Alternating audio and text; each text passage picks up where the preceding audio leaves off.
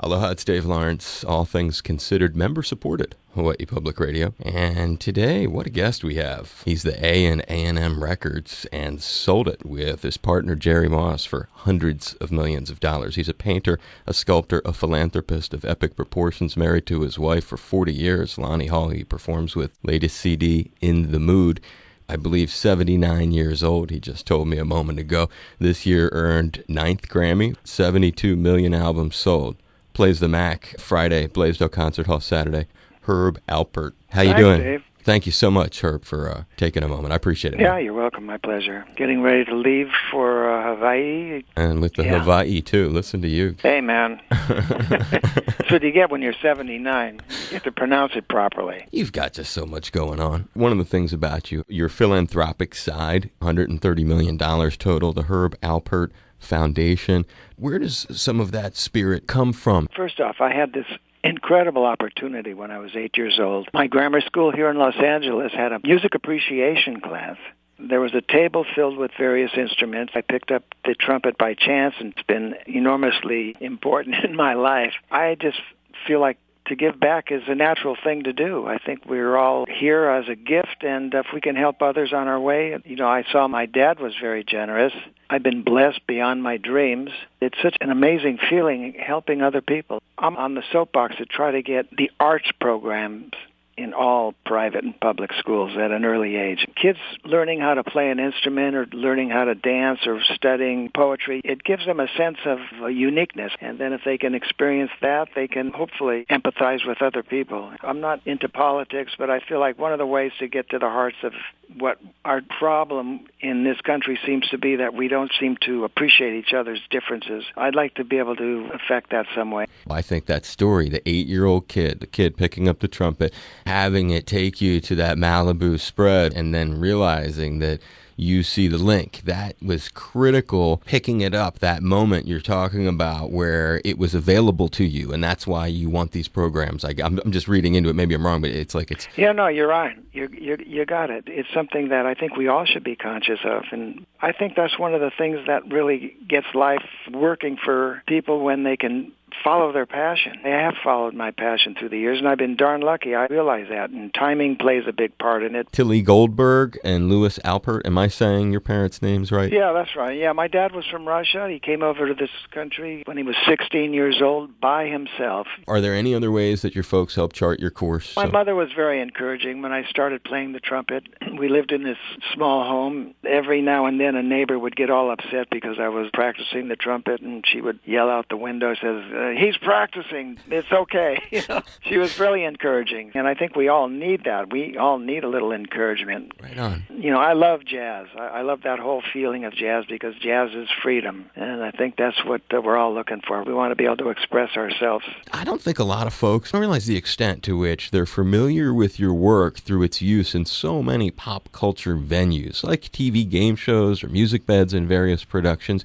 Got me thinking about how you managed to get your stuff so well placed, how some of those things came about. Well, before A&M Records, I was working with Sam Cooke. Sam was a mentor. So Lou Adler and I were working for this company, and we wrote a couple songs for Sam, and then we wrote this one song with Sam called Wonderful World. Don't know much about history, that one. Yeah.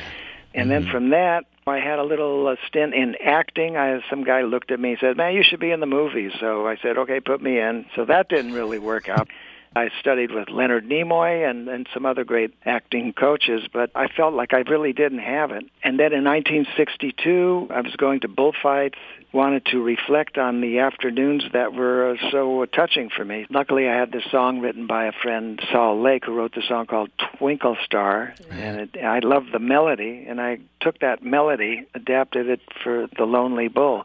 This is a pivotal moment for me because when The Lonely Bull came out, it was a smash right off the bat. 7 days later, we had calls from all over the world. All the distributors around the United States wanted to handle the record. A&M started with that. Then I got a letter from this lady in Germany and said, thank you, Mr. Alpert, for sending me on a vicarious trip to Tijuana. Then I thought about it, and I said, man, that picture that I put on record was very visual. Right. And I'm going to from this point on, try to make visual music. So when people hear it, it takes them someplace, and hopefully in a good, positive place. What I was trying to do with the Tijuana Brass is make interesting records. All Things Considered uses one of those jams as a regular music bed. I think a good song is a good song, and that's one of the keys to success. You have to pick on the right material. Of course, timing has to be in your favor. I think music is music. Sam used to tell me that. He says, people are just listening to a cold piece of wax, brother, and it either makes it or it don't. He used to say that a lot, and I get that. At A&M, there were artists that would come to me with records that I really liked, and I'd go into the promotion department and play it. Some of them would be staring out the window like, are you kidding? And that's what happened with the Carpenters. You know, I signed the Carpenters in 1970, and their first album, it was not happening. And then the breakthrough record came, Close to You, which I gave them. Bang! All of a sudden, I became, hey, this guy's not so bad. Parallel to that in your life, so many things in music, but there's this art side of you. Did I get it right? Those enormous sculptures that look like the totems that seem inspired by the Pacific Northwest Native people, that stuff goes for like $200,000 and up for one of those things? Yeah, you got it right. You know, and I was inspired by the Native people when I took a trip to Vancouver where they had a whole exhibit of these native totem poles. Then I started riffing on it, taking chances and having it be like jazz totems. Some are 12 feet, some are 18 feet. Do people come there? Where do they go to pick something like that up? We've had galleries in New York and in Los Angeles exhibit them. And how long does one take you? Sometimes they come rather quickly, but quickly could mean 5-6 months. As we wrap it up with you, you've been very generous with your time, and I just can't even thank you enough. There's just so much. Yeah, Dave, no, it's been fun talking to you. I saw the Malibu thing, but I was just curious, a guy like you who's seen the world, where else in the world do you have places, Herb? We have a place in Oahu. How often are you here? Maybe 3 or 4 times a year. Then Lonnie, my wife, Hawaii is the only place where they really pronounce her name properly, you know, because her given name is Leilani, but feel real comfortable on the islands, and we have a place there and also a place in New York. Do you ever listen to HPR? Oh, absolutely. Good work you're doing. Well, thank you. That's nice to hear. I love NPR. He's tomorrow at the MAC, then Saturday night at the Blaisdell Concert Hall. New record is In the Mood, Herb Alpert. Really grateful for this experience. Thanks, Dave. Travel safe. Good luck safe. to you, man. Hi, everybody. This is Herb Alpert, and you're listening to All Things Considered with Dave Lawrence, and one of my favorite programs. And this is member-supported Hawaii Public Radio. Aloha and a hui ho.